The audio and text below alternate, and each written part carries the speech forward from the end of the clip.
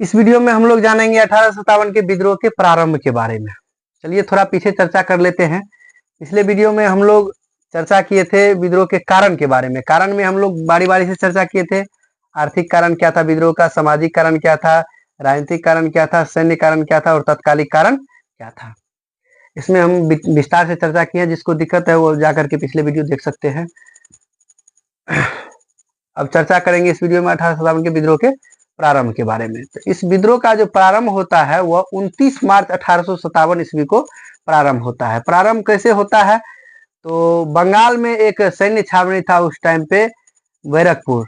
बैरकपुर में ही एक पैदल सैनिक था जिसका नाम था मंगल पांडे। जिसका नाम था मंगल पांडे।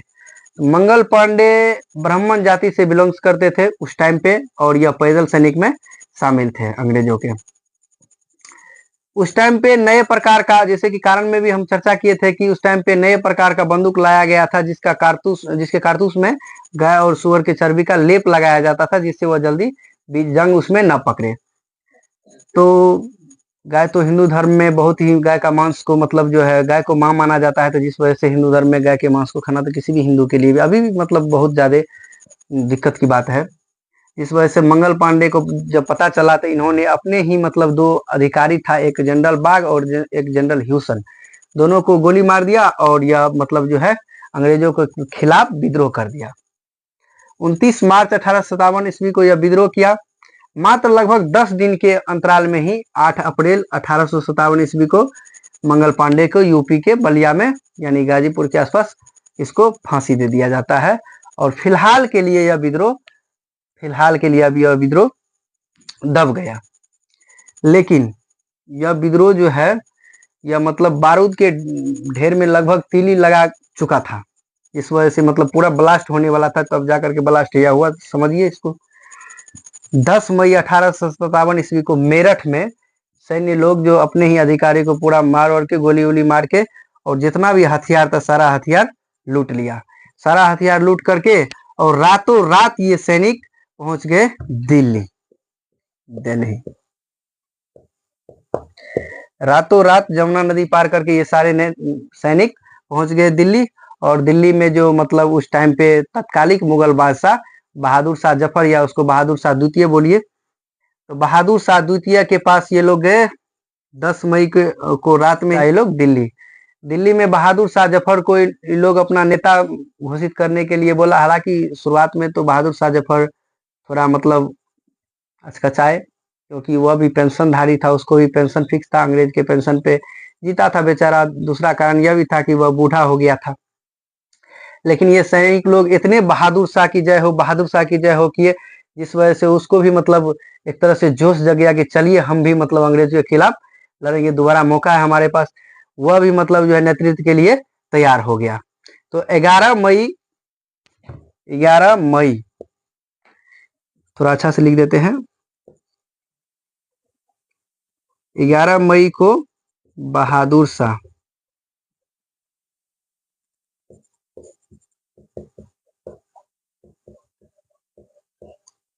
बहादुर शाह जफर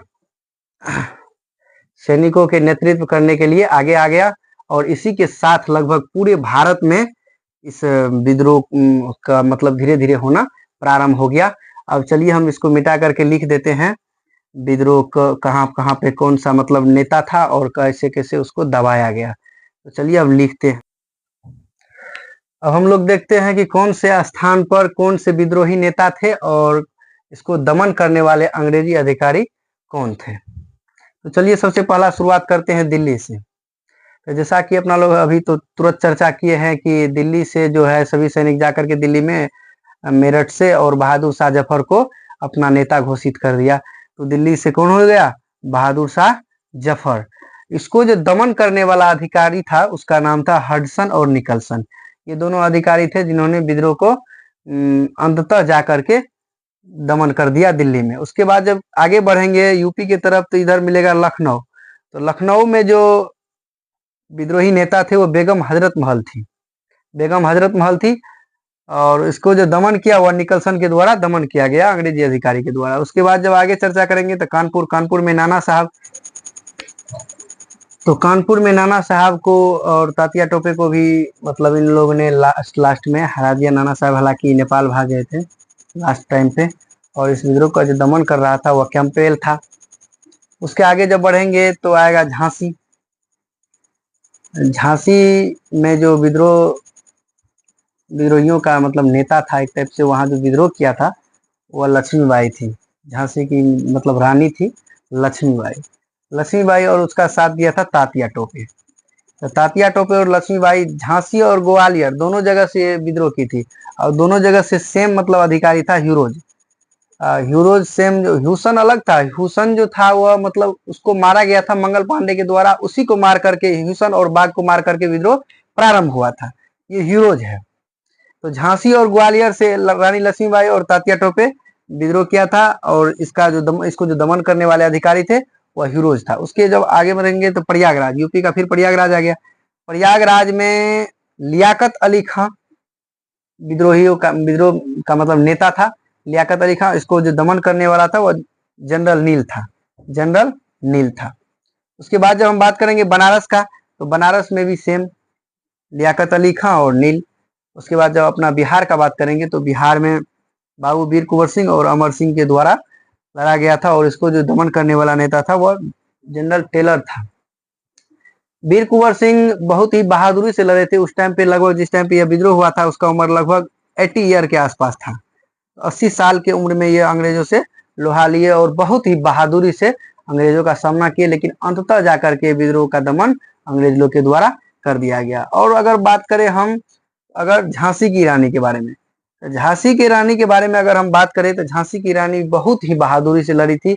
एक महिला होते हुए इतनी बहादुरी से लड़े कि वहां पर जो मतलब अंग्रेज मतलब अधिकारी थे हीरोज, तो इन्होंने बोला था कि मतलब जो एकमात्र मतलब मर्द है इस विद्रोहियों में, झांसी की रानी के बारे में बोला गया था। हालांकि बहुत ही मतलब बेहतर ढंग से इन्होंने लड़ाई को लड़ी थी। तो विद्रोह का शुरुआत हुआ बंगाल के बैरकपुर छावनी से। उसके बाद जो है अंग्रेज लोग विद्रोह को लगभग दबा दिया। उसके बाद जो है फिर विद्रोह स्टार्ट होता है 10 मई को। 10 मई को मेरठ से स्टार्ट हुए विद्रोह। 11 मई को सभी विद्रोही सैनिक ने यमुना नदी को पार करके पहुंच गया लाल किला में बहादुर शाह द्वितीय को या बहादुर शाह जफर को अपना नेता घोषित किया। और नेता घोषित करने के बाद इन्होंने बोला कि हम लोग विद्रोह करेंगे। दिल्ली का जितना भी स्थानीय लोग था सभी ने मतलब सेना का साथ दिया, और जाकर के यह विद्रोह संपन्न हुआ। इसके बाद हम लोग विद्रोह का प्रारंभ खत्म हो गया। इसके बाद हम अगला चर्चा करेंगे विद्रोह के स्वरूप के बारे में, यानी विद्रोह का स्वरूप कैसा था, या विद्रोह सैन्य विद्रोह था या पहला भारतीय स्वतंत्रता संग्राम था, क्या था, इसके बारे में हम चर्चा करेंगे अभी।